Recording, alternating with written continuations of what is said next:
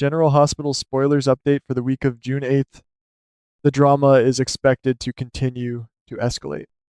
I cannot help but feel that we are standing on the edge of a massive emotional cliff right now, especially when we look at what is happening over at Turning Woods. Imagine the sheer, heart stopping shock Willow must experience when she walks through those doors, expecting to see a paralyzed, defeated man, only to find Brennan casually walking around as if nothing ever happened. It is the kind of image that burns itself into your memory, and I keep coming back to the idea that this single moment changes everything for her. For weeks, we have been led to believe that Brennan was incapacitated, but seeing him on his feet shatters that illusion instantly. It seems like Nina and Brennan realize in that split second that their elaborate charade is completely over, leaving them with absolutely no choice but to confess their secret alliance to Willow. But what truly fascinates me, and maybe I am overthinking this, is how Brennan manages to spin this catastrophic exposure into an advantage. There is a chance that Brennan uses this confession not as a white flag, but as a twisted olive branch to pull Willow into his web. He seemingly offers her a deal, something so compelling and perhaps so dangerously logical that Willow actually begins to trust him. If you ask me, this sudden shift in Willow's loyalty is deeply unsettling, especially since it looks like their new, unholy alliance is entirely focused on manipulating Drew. Speaking of Drew, something about his current situation does not sit right with me, and I have this lingering suspicion that he might be recovering far more than anyone realizes. We all know how these storylines love to play with our expectations, and there is a very strong rumor floating around that Scout is about to re-enter the picture, noticeably older and much more aware of the world around her. I keep wondering if a newly aged up Scout is actually the one pulling the strings from the shadows to secretly save her father. How incredibly poetic would it be if, while Willow, Nina, and Brennan are busy plotting and scheming, Drew's own daughter is the silent guardian angel they never saw coming? It would be a brilliant twist, showing that the pure love of a child can outsmart the darkest manipulations of adults. I might be wrong, but I feel like Scout is going to be the ultimate wild card in this entire Drew manipulation storyline. Meanwhile, the tension surrounding Windermere is reaching a boiling point that I find genuinely terrifying. Carly is practically vibrating with frantic, maternal desperation to find Jocelyn, and we all know that when Carly sets her mind to something, she is like a runaway freight train. She is absolutely determined to storm the castle, but then Valentine steps into her path, desperately trying to warn her away from the looming danger. I cannot help but feel a pang of tragic irony here, because Valentine's protective instincts might just seal his own dark fate. It seems like he realizes he cannot simply talk Carly out of her reckless plan, so he makes the incredibly dangerous decision to go to Windermere in her place. There is a very real chance that by trying to save Carly from walking into a trap, Valentine ends up becoming the newest victim of whatever sinister forces are lurking in those Gothic halls.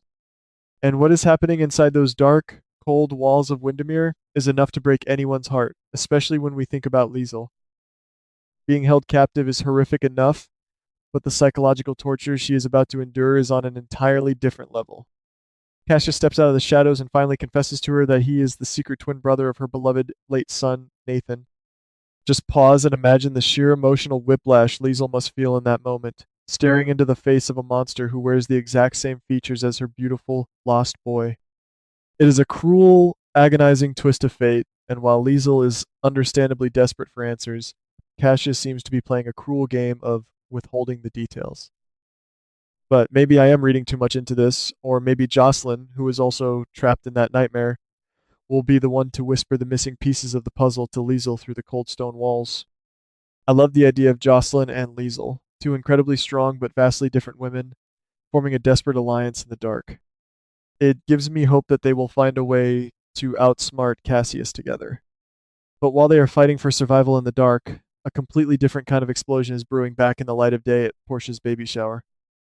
Trina has been working herself to the bone trying to throw the perfect last-minute celebration for her mother, and you can see the toll it is taking on her. Kai is clearly worried sick about Trina, watching her run around trying to hold everything together, but I fear no amount of planning can stop the absolute disaster that is about to unfold.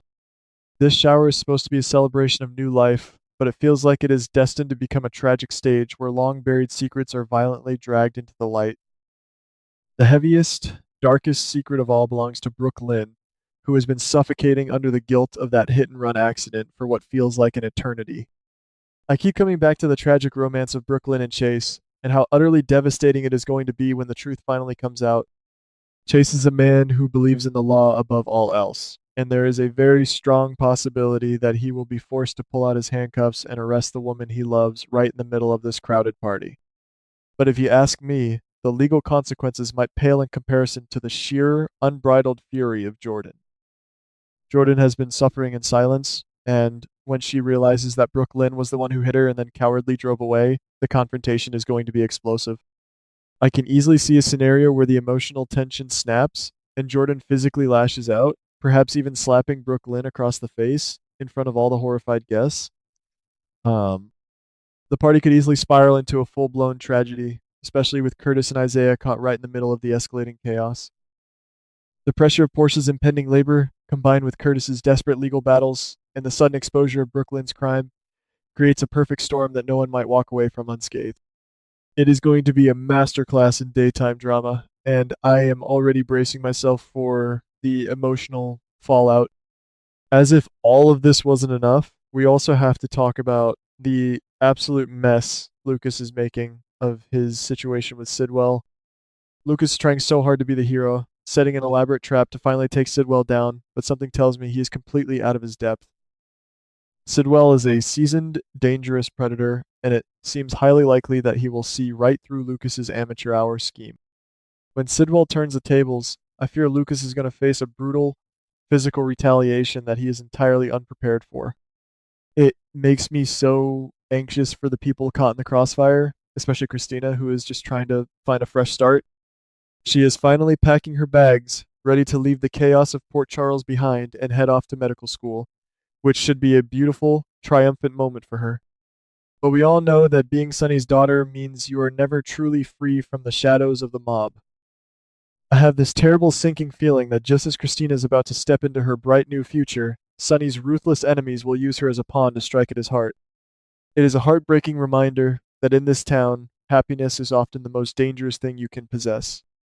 Finally, I want to touch on a quieter but equally compelling mystery involving Ethan and Ava. Ethan is going to great lengths to cover up the fact that he is actually Phoebe's father, a secret that carries so much emotional weight. Ava, who knows a thing or two about the heavy burden of secrets, seems to be the only one who knows the truth, and she is actively warning Ethan about the consequences of his deception. Why is he so terrified of claiming his own child? What kind of danger or past trauma is he trying to shield Phoebe from by denying his own blood? It is a subtle storyline compared to the explosive drama elsewhere, but it tugs at my heartstrings because it is ultimately about a parent's flawed, desperate attempt to protect a child. Looking at all these moving pieces, from Windermere to Turning Woods, from a joyous baby shower to a bittersweet departure, I am left with so many lingering questions. How many lives will be shattered before the dust finally settles in Port Charles? I guess we will just have to keep watching, keep wondering, and keep hoping that our favorite characters can somehow find their way back to the light.